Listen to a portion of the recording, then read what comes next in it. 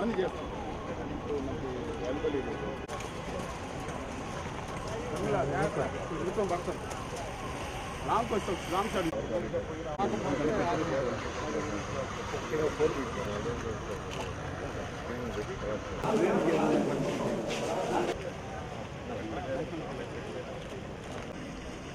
కళాశాలంటే నెల్లూరు యొక్క సెంటర్లో ఉంటుంది.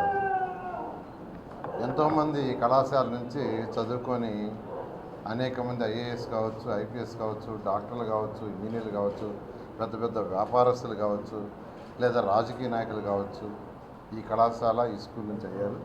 అందులో నేను కూడా ఒకడిని. నేను కూడా ఇదే స్కూల్లో ఇదే కాలేజీలో చదివాను. అయితే ఈరోజు ఈ రాష్ట్రానికి ఒక మంత్రిగా ఉండా భారతదేశంలో దాదాపు అన్ని రాష్ట్రాల్లో ఈ మంత్రి రాకముందు అనేక ఇన్స్టిట్యూషన్స్ని నెలకొల్పడం జరిగింది. ఆ నేపథ్యంలో 2014-19లో మున్సిపల్ శాఖ మంత్రిగా ఉన్నప్పుడు నా ఆధ్వర్యంలో 2000 మున్సిపల్ స్కూల్స్ ఉన్నాయి. వాటన్నిటి కూడా ఫౌండేషన్ కోర్స్ అని స్టార్ట్ చేశాను. ఆ పిల్లల ఆనందానికి అద్దులు లేదు, ఆ టీచర్ల ఆనందానికి కూడా అద్దులు లేదు, ఆ హెడ్ మాస్టర్లు. అలా జరిగింది. అయితే గత ప్రభుత్వం నిర్విరామం చేసి అన్నీ వదిలేసింది. ఇదే క్యాంపస్లో ఫస్ట్ ఫ్లోర్లో 300 మంది పిల్లలకి, ఇంటర్మీడియట్ పిల్లలకి హై క్వాలిటీ ఆఫ్ ఎడ్యుకేషన్ ఇవ్వాలని నారాయణ ఇన్స్టిట్యూషన్స్ నుంచి స్టాఫ్ నుంచి ప్రతి నెల 6 లక్షల రూపాయల జీతం పే చేస్తూ ఐఐటి నీట్ చెప్పించాం. ప్రమాణంగా ర్యాంకులు తెచ్చుకున్నారు. ఎక్కడికైనా పోతే వాళ్ళు వచ్చి కాళ్ళ మీద పెడతారు, సార్ మీ దయ వల్ల ఈరోజు మేము ఐఐటీలో సెలెక్ట్ అయ్యి ఈ కంపెనీలో చేస్తాం, ఆ కంపెనీలో చేస్తాం. అలాంటి కాలేజీ స్కూలు మొత్తం మూసేశారు. ప్రజలకు పరిపాలన ఇవ్వాలా, ప్రజా పరిపాలన అనేది లేదు గత ప్రభుత్వానికి. ఆర్థిక వ్యవస్థను ఎలా నడపాలో కూడా తెలియదు. ఒక చిన్న కుటుంబంలో 10,000 రూపాయలు జీతం వచ్చే కుటుంబంలో భార్యాభర్త ఆలోచిస్తారు. అద్దె ఎంత పోతుంది, కరెంటు బిల్లు ఎంత పోతుంది, పిల్లల చదువు ఎంత, గుడ్డలు ఎంత, తిండికి ఎంత, తిండిలో కూడా పాలకి ఎంత, ప్రొవిజన్స్కి ఎంత అని. కానీ గత ముఖ్యమంత్రి అలాంటి ఆలోచన లేకుండా 10 లక్షల కోట్ల రూపాయలు అప్పు చేసి భారం ఈరోజు ఈ ప్రభుత్వం మీద వదిలేశాడు. అయితే అది ఎవరు కట్టాలంటే ప్రజలే, వాళ్ళు కట్టే ట్యాక్స్ నుంచే.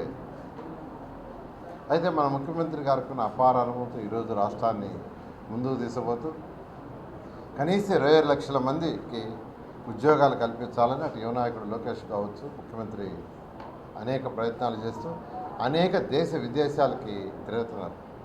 అక్కడి నుంచి ఇండస్ట్రీస్ పిలవటానికి. ఎందుకంటే ఉద్యోగాలు రావాలంటే ఇండస్ట్రీస్ రావాలి, వేరే మార్గం లేదు. ఉద్యోగాలు రావాలి, యువతకు ఉద్యోగాలు రావాలి, వాళ్ళ ఆర్థిక స్థితి పెరగాలంటే ఇండస్ట్రీస్ ఒక్కటే మార్గం. అందుకని ఈరోజు ఎలక్షన్స్ ముందు నేను నెల్లూరు ప్రజలకు చెప్పా, ప్రభుత్వం రాగానే ఈ స్కూల్ ఓపెన్ చేయిస్తానని. అందుకని ఈ స్కూల్ని యాక్చువల్గా మొత్తం రెనోవేట్ చేస్తాను. ఓపెన్ చేయించడం కాదు, దీని హై స్టాండర్డ్గా నేను మళ్ళీ చెప్తున్నాను, భారతదేశంలో ఉన్న స్కూల్స్లో నెంబర్ 1 స్కూల్ అవుతుంది. ఈరోజు గౌరవ పురపాలక శాఖ మంత్రులు శ్రీ పొంగూరు నారాయణ గారి యొక్క గొప్ప ఆలోచనతో, దార్శనికతో విఆర్ మున్సిపల్ హై స్కూల్ అనేటువంటిది మరికొన్ని రోజుల్లోనే నగర ప్రజలకు అందుబాటులోకి రానటువంటిది. దశాబ్దాల చరిత్ర కలిగినటువంటి విఆర్ హై స్కూల్ అనేటువంటిది కొంతకాలంగా మూతపడినప్పటికీ వారు ఎన్సీసీ వారి సహకారంతో, అదేవిధంగా మున్సిపల్ కార్పొరేషన్ సహకారంతో, మరి ఈ విద్యా సంస్థలకు డైరెక్టర్ మరియు స్పెషల్ ఆఫీసర్ అయినటువంటి జేసీ గారి సహకారంతో దీన్ని చాలా త్వరగా పూర్తి చేయడం జరిగింది. త్వరలోనే విద్యార్థులకు అందుబాటులోకి రానున్నది ఇది. ఈ విద్యా సంవత్సరం నుంచే ఇక్కడ చదవబోయేటువంటి నిరుపేదలకు ఇప్పుడే సార్ గారి సూచనల మేరకు సర్వే కూడా చేయడం జరిగింది. పూరెస్ట్ ఆఫ్ ద పూర్ పీపుల్ని ఐడెంటిఫై చేసి వారిని కూడా మళ్ళీ ఇంకొక లెవెల్లో స్క్రీనింగ్ చేసి సుమారు 1000 మంది విద్యార్థులకి మొదటి విద్యా సంవత్సరం మనం నర్సరీ టు 9th క్లాస్ వరకు క్లాసులు ఇక్కడ ఇవ్వనున్నారు.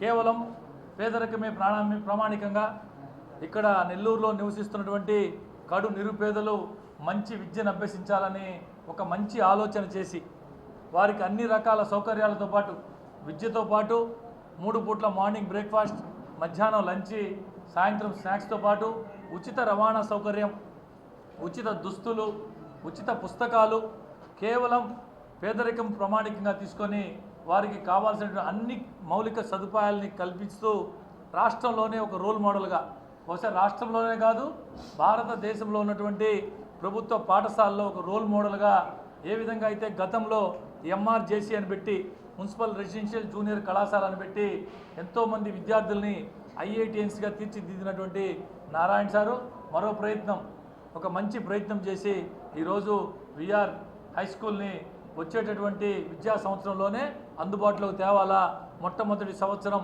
మినిమం 1000 నుంచి 2000 మంది విద్యార్థులతో ఈ హై స్కూల్ ప్రారంభించాలని చెప్పి ఒక మంచి ఆలోచన చేసి ఈరోజు ఈ కార్యక్రమాన్ని శ్రీకారం చుట్టడం జరిగింది.